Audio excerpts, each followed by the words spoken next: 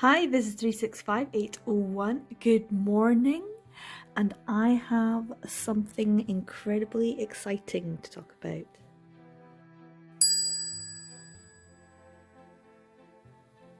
So the exciting news is that I have now become a member of NetGalley and have been approved for a couple of manga. I'm so excited. So this morning I'm going to have a read of what I've been allowed to access. I'm having a sort of yogurt bowl with homemade granola, thank you, yes, homemade, and some frozen fruit, and an Earl Grey tea, and some lovely daffodils, which even though it started snowing again in the UK, especially up here, we do have some daffodils in the shops, and so I'm going to have a very lovely, beautiful breakfast, and I'm going to be reading some manga as well. So what is NetGalley? NetGalley is a website where you can register and publishers will make available advanced copies of their books to reviewers or librarians or sellers, people within the industry, so that they can read and give feedback or review the books or promote the book to their followers. So for example, if they let you have an advanced copy, they expect you to give a review of it and an honest review. And so I thought no one will want me to read theirs, so there's no point in me registering, so I just left it alone for a few months. But then more and more people were talking about it, and I thought I'll give it a go, and so I registered, and I was able to request some comics, specifically manga, and Kodansha have let me read 2 of their titles, which I'm very excited about. Now this is the NetGalley website I've got on my web browser and I've logged in, but I've actually just been able to send the copies to my Kindle. So when I go onto here, I can go onto my Kindle and access the publications there, which makes it really easy.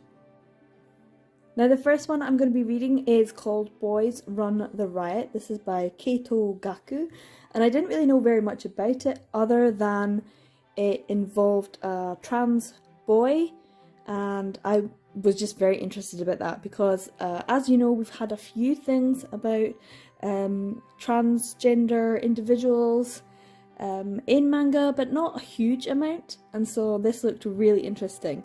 The cover as well is just really, really vibrant and bright, so I'm looking forward to reading this.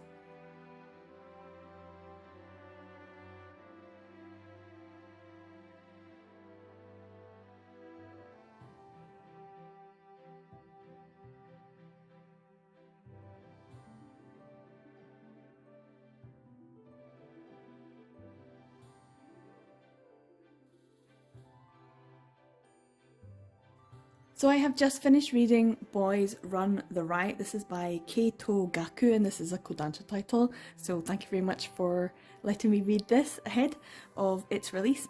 And it's great. I really like this. I didn't think I would when I first started looking through it because the art style is very seinen, which I guess that's to be expected because I don't read a lot of seinen. It did kind of make me think of the BL title that's going to be released by Sublime. Is it something about bad boys and happy home or something? I can't remember exactly the right title, but it's like a Showa title that's being drawn by someone else, and just the artwork of that looks very seinen, and this definitely has that sort of feeling to it as well. So if you like seinen titles, and the fact that this is a transgender boy going through that process of having to negotiate society, of course that just screams to me. I'm like, yes. This is a manga that has about 5 chapters or something, and then at the end there's actually an interview with Keito Gaku, the creator, the mangaka, and then another statement by the creators at Kodansha who have brought this into English. And that's like a whole other dimension to this story as well. It just really was entertaining as a story, but then you add in all the background to it and it just makes me feel like, this is a great title. So Boys Run the Riot follows, is it Watari Ryo-chan, and then is it Sato-jin? Sato-jin is a new boy that comes into the class and decides to just be friends and have some sort of friendship with Ryo. Ryo at the same time is going through a lot of emotional anguish about having to be female presenting in some respect, but not wanting to, because obviously that's not who Ryo is. Ryo is a boy and knows it and is fully aware, and yet society isn't allowing that to happen. I have experience of teaching transgender boys in high school, and so this really spoke to me on an emotional level. I just always felt like, what are they going through? Is there anything I can do to help make it as pleasant as possible? And having the interview with Keito Gaku at the end was really wonderful as well. So Keito Gaku, as he says himself, he has to keep on coming out as a transgender man every time that this is discussed, because a transgender man is writing this story. And I do think that Kodansha are very much looking to promote that in as positive a way as possible, and the fact that everyone, I think, who worked on bringing this over in English is either transgender or is part of the LGBTQ+ community, so that's really fantastic. The story behind it is really good. I'm rabbiting on, but what I really love about this story is that, in a sense, when I was reading it, I felt like, yes, Ryo is the first character you're introduced to, but it's almost as though by the end of it, I felt like it wasn't necessarily Ryo's story, it was their story. What Jin, his new friend, wants to do is create apparel, create a brand, and they're still in high school, and yet they've got dreams and goals, and they want to try and achieve these dreams. And it's all about having purpose and having a dream and going for it. It's about courage over adversity. It's about courage over apathy. It's about just living a life that you want to live and being honest and authentic. That's the main point of the story. So when reading Keito Gaku's interview at the end, he mentions the fact that, yes, this is Ryo's story, but it had to be through scaffold. It had to be viewed through a prism, and the prism is the story of them creating this brand. And it reminded me of a few other titles, like Princess Jellyfish, with they have to, create and design, and I absolutely love Princess Jellyfish, so it has aspects of that. It also has aspects of Handa-kun, if you've ever come across Handa-kun, about these boys in high school that are living their lives, and they have a collective purpose, and they've all got different personalities, they're all very different, and yet they all seem to get on because they have this collective drive. And so it kind of reminded me of that as well. And of course you will think about other transgender manga. Of course Wandering Sun is the big one that I have in my collection, but also The Bride Was a Boy. So if you're interested in any of those titles, this one is probably a really good one to go for. But it's fun. It kind of also has an element of Kids on the Slope, that sense of youth, seishun, banding together and trying to just exist and create in a society where they are not necessarily allowed to fully participate and be authentically themselves in yet. And I love that. So yeah, Boys Run the Riot. I really want to read volume 2. It's really good. Thoroughly recommended. So the second title that I have been given to read is A School Frozen in Time. This is the art by Naoshi Arakawa and story by Mizuki Tsujimura. Now, I didn't really know anything about either of those, to be fair, except I looked at the artwork on the cover and was like, this looks awfully familiar, where do I know this from? So I had to look it up, and of course Naoshi Arakawa did Your Lie in April, and as soon as I saw that I was like, okay, yes, got ya, I know what kind of art style this is going to be then.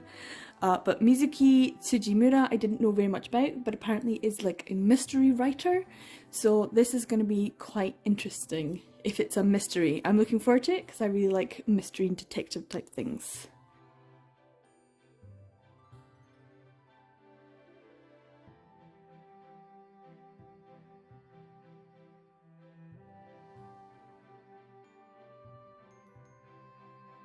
So this is a really interesting one, A School Frozen in Time.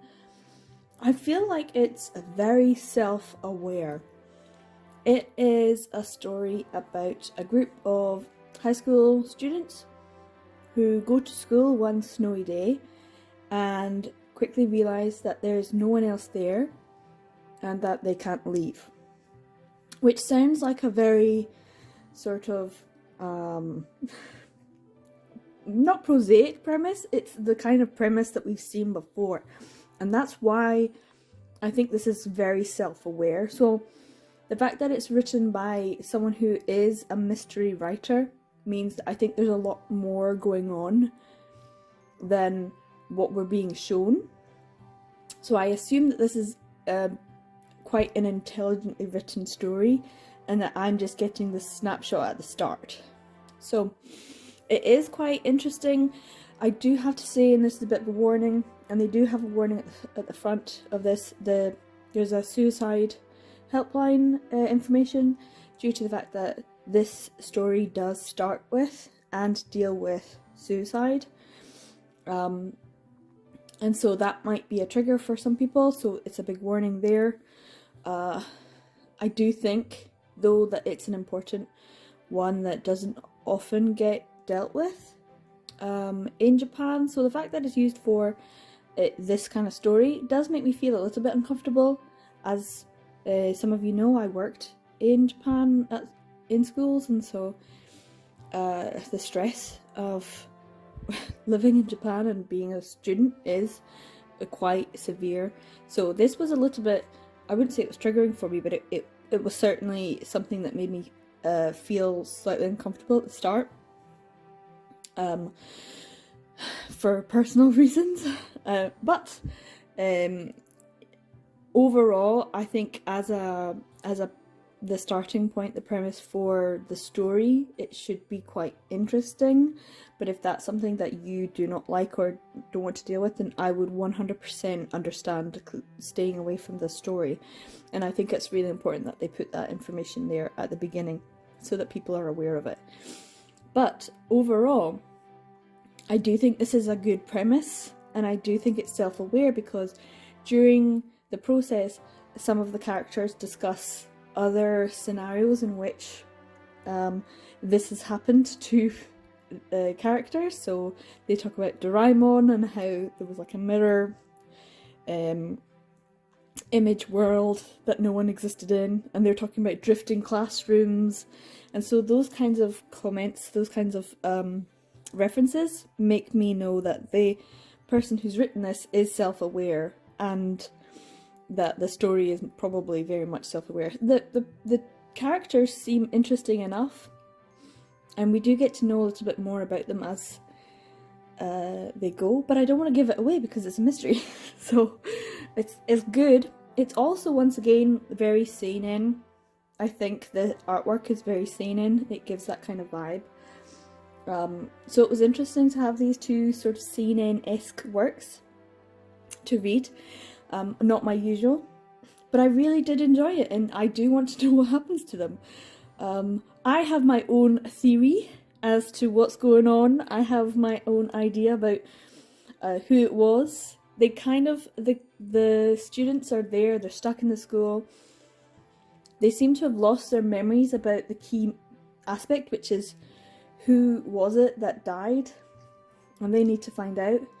And of course, there's this sinister aspect to it, a sort of supernatural aspect to it, which and the mysteries of the relationships between everyone else. So yeah, but it seems like this might be quite an interesting one and quite an intelligent one. So hopefully, I hope, because I'm very good at kind of pointing out, like, I know at the start of usually like things like Agatha Christie whodunits, I can usually guess who done it. So in my mind, I'm like, oh, I think this is what's going on. So it would be really interesting to find out if I'm right or not.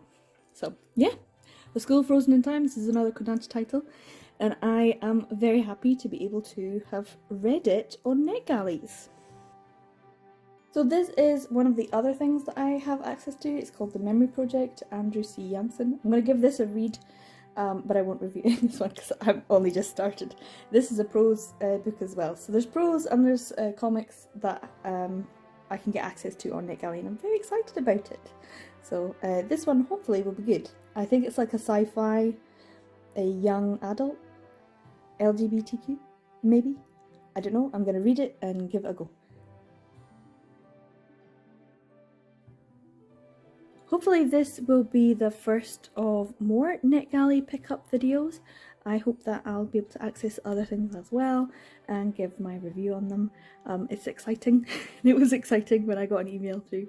But if you're interested, let me know, what do you think of these titles? Will you be picking them up when they are released? Have you already read them? Are you on NetGalley as well? Let me know. Inquiring minds want to know. Thanks for sticking to the end, and remember, every day is a BL day, and I will see you in the next one. Bye!